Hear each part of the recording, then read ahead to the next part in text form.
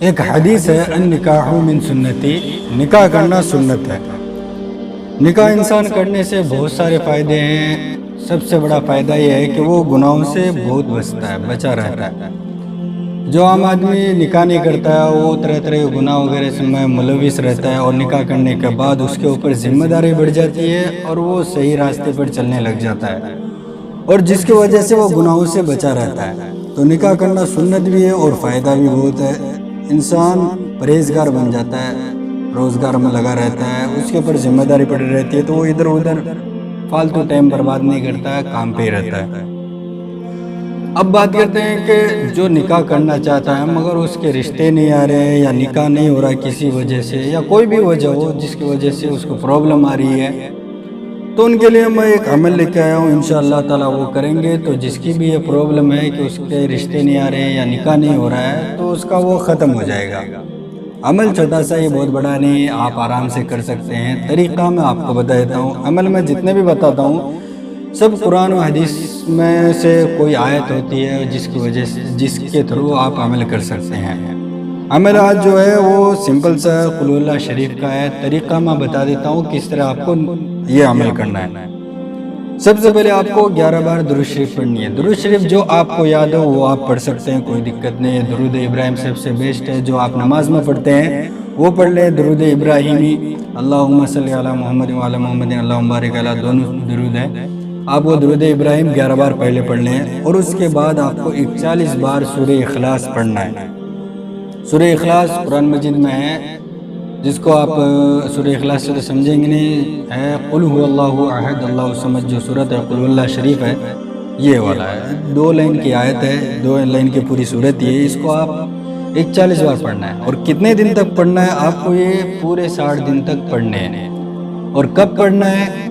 سب کے سونے کے بعد، یا ایک دم شانتی، سب کام نپٹا لیا، سب سو گئے یا نہیں سوئے کوئی بات نہیں، جو آپ کو ڈسٹرب نہ کرے اس وقت رات کو سونے سے پہلے آپ کو 41 بار قل اللہ شریف پڑھنا ہے۔ اول آخر درود شریف، پہلے آپ 11 بار درود شریف پڑھ لیں، پھر 41 بار سورہ اخلاص پڑھیں قل اللہ شریف، اور اس کے بعد پھر سے 11 بار درود شریف پڑھیں۔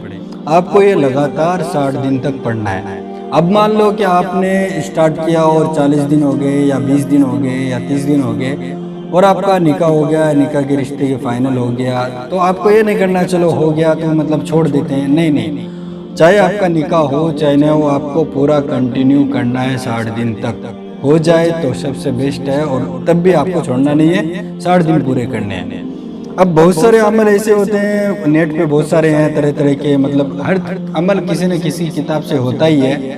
اب کوئی یہ عمل کر لیا اور بولا کہ عمل ایسے ہی ہے، ہوا ہی نہیں، کچھ فائدہ نہیں ہوا، یا میں جو عمل بتا رہا ہوں یہ آپ نے کر لیا 60 دن اور پھر کمنٹ کیا کہ حضرت آپ نے یہ عمل بتایا تھا، یہ عمل تو کام نہیں کیا۔ تو کام کیسے کرتا اس کا میں پہلے آپ کو بتاتا ہوں۔ کام کرنے اور نہ کرنے میں جو کرتا اس کا بہت بڑا ہاتھ ہوتا ہے۔ مان لو اگر ایسے عام آدمی کرے اور نہیں ہو تو اس کے لیے کیا کرنا چاہیے؟ ضروری یہ ہے کہ سب سے پہلے آپ کی زبان پاک ہونی چاہیے، آپ گالیاں نہیں دیتے ہیں کسی کو آپ اپنے زبان سے تکلیف نہیں دیتے، آپ کی وجہ سے کوئی تکلیف میں نہ ہو، یہ بہت ضروری ہے۔ اور دوسرا آپ کا نمازی ہونا بھی ضروری ہے۔ کوئی بھی عمل کرتے ہیں تو اس میں اگر آپ نماز نہیں پڑھتے ہیں تو اس کا مطلب جلدی نہ ہونا یہ بھی ایک کارن ہے۔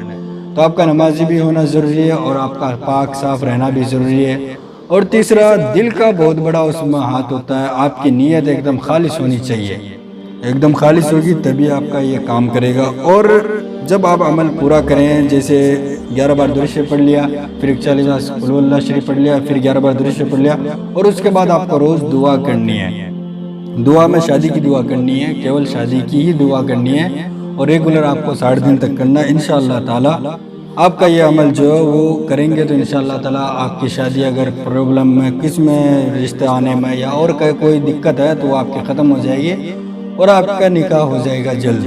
اور نہ ہوا تو یہ آپ پہ ہی دوش ہوگا، یہ دھیان رکھیے گا، کیونکہ کوئی بھی آپ کو ایک چھوٹا سا عمل ہے، میرے کو ایک بات یاد ہے گئی، وہ آپ کو میں بتاتا ہوں۔ ایک صاحب ہیں تو کسی بزرگ کے پاس بیٹھے تھے، بزرگ کا نام ابھی میرے کو یاد نہیں آ رہا ہے، تو بزرگ کے پاس بیٹھے تھے تو ان کے پاس ایک بندہ آیا اور کہا کہ حضرت میں بہت غریب ہوں اور میرے کو تھوڑا پیسے چاہیے۔ تو اس کے ہاتھ میں انڈا تھا، تو حضرت نے 3 بار قل اللہ شریف پڑھا اور اس انڈے پہ پھونک ماری تو وہ انڈا سونے کا ہو گیا۔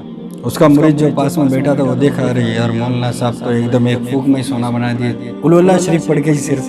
چلو گھر گیا اور جتنے بھی محلے کے انڈے تھے سب اس نے منگوا لیا اور اس نے قل اللہ شریف پڑھی اور پھونک مارا، نہیں انڈا کا انڈا ہی رہا۔ اس نے دوسری صورت پڑھی، تیسری پڑھی، پورا قرآن شریف پڑھ کے پھونک دیا، مگر انڈے کا انڈا ہی رہا، مطلب سونا نہیں بنا۔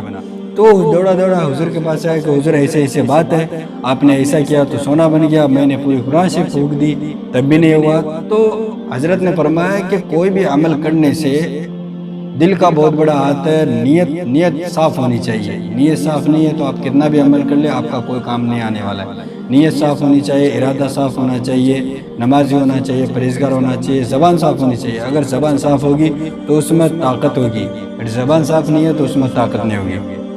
تو یہ اس عمل کا یا کسی بھی عمل کا مین چیز ہے، تو یہ آپ کو دھیان رکھنا ہے کہ کوئی بھی عمل کرے تو آپ درود شریف پڑھے اور زبان پاک ہونی چاہیے، کپڑے وغیرہ ہر چیز پاک ہونا چاہیے، نمازی بھی ہونا چاہیے، تبھی آپ کا وہ عمل کام کرے گا۔ اور کوئی سوال ہو تو آپ مجھے نیچے کمنٹ باکس میں پوچھ سکتے ہیں، انشاءاللہ تعالی اس کا جواب میں ضرور دوں گا۔ ملتے ہیں اگلے ویڈیو میں، تب تک کے لیے خدا حافظ۔